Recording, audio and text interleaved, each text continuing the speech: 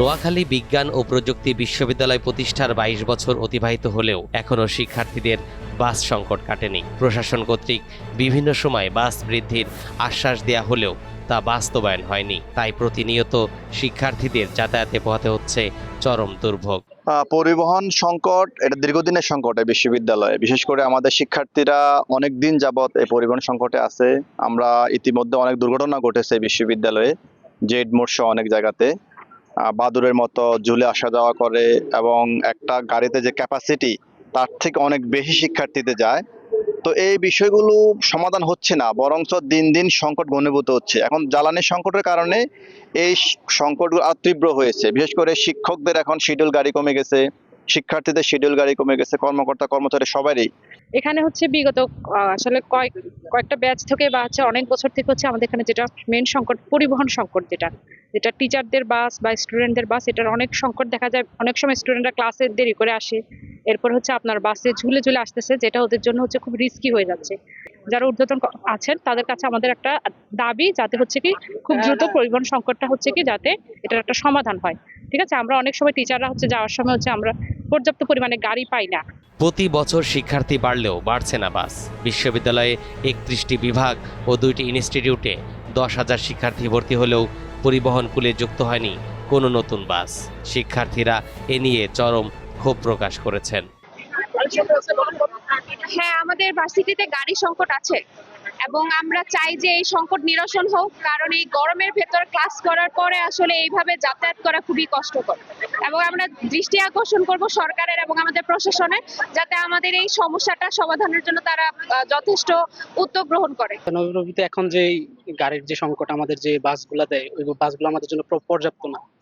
দেখা যায় যে অনেক সময় আমাদের ক্লাস 10টা যদি ক্লাস থাকে, আমাদের ওই ক্লাসের বাস ধরার জন্য আমাদের 9টা থেকে ওয়েট করতে হয়। অ্যান্ড অনেক সময় হচ্ছে ক্লাসে যাওয়ার সময় সিট পাওয়া যায় না। এগুলো নানান রকম সমস্যা আমরা ভুগতেছি। অ্যান্ড এই জিনিসগুলো আসলে আমাদের যে পড়াশোনা থেকে শুরু করে সবকিছুকে হ্যাম্পার করতেছে। আর বাস তো দেখা যাচ্ছে যে অনেক স্টুডেন্ট তো এখন বাড়তি, আসলে তো দেখা যায় বাড়তি স্টুডেন্টের জন্য বাস যদি সমান পরিমাণ না দেয়, যে আমরা যারা দাঁড়ায় যাই উপরে অনেকে দাঁড়ায় যায়, এটা তো আসলে গরমের মধ্যে অনেক বেশি কষ্ট। তারপরে এক্সামের টাইম হইলে তো এটা আরো বেশি সাফারিং।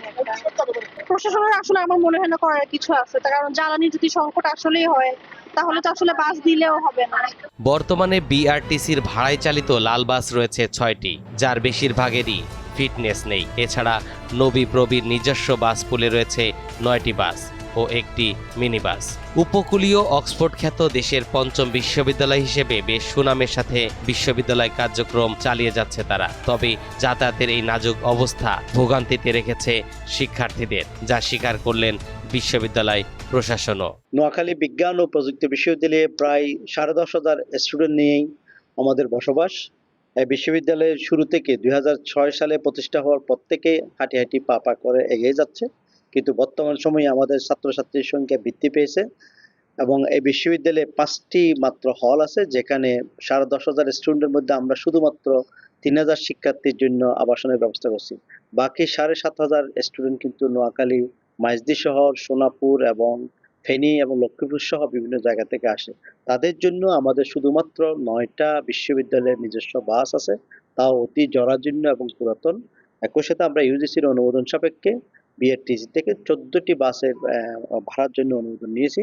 কিন্তু আমাদের যে রাস্তাটা সোনাপুর থেকে বিশ্ববিদ্যালয় পর্যন্ত যে রাস্তা আছে, সেই রাস্তা দোতলা বাস চলাচলের আসলে অনুপযোগী, যে কোনো সময় যে কোনো দুর্ঘটনা করতে পারে।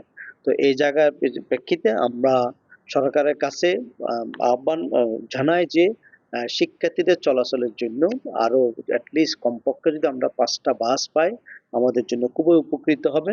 গাড়িতে সিট না পেয়ে দাঁড়িয়ে বাদুড় ঝুলা অবস্থায় যাতায়াত করছেন নারী শিক্ষার্থীরা। তাদের দাবি দ্রুতই এই অবস্থার উন্নতি হবে।